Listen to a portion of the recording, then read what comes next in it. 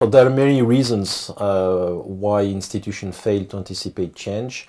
One of them is the belief that the world evolves in a continuous way, so basically that tomorrow is going to be like today with a small variation, whereas in fact we know that the world does not evolve like that. The world evolves through long periods of incremental change followed by periods of sudden and important change.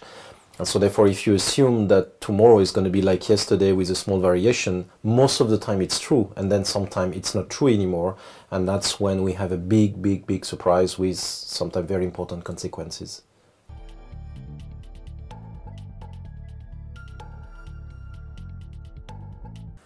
One of the issues of risk assessment is the word itself. We live in a world of uncertainty, not so much risk. So I think there are deep assumptions that we make about the world, and one of them is uncertainty.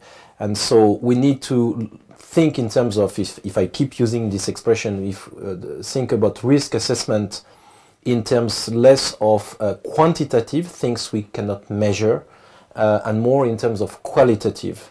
And understanding the life of a street vendor in Tunisia is not made with numbers. It's deep understanding, qualitative understanding, and that needs to go in the field to have that understanding, not just sitting down behind a computer and crunching numbers.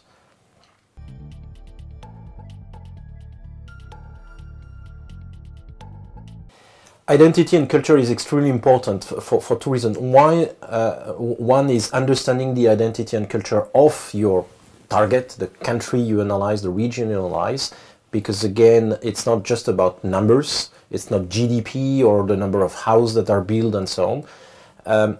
But also identity and culture is important because you look at the world through your identity and culture. So identity and culture of the observer, the analyst, is going to be a filter.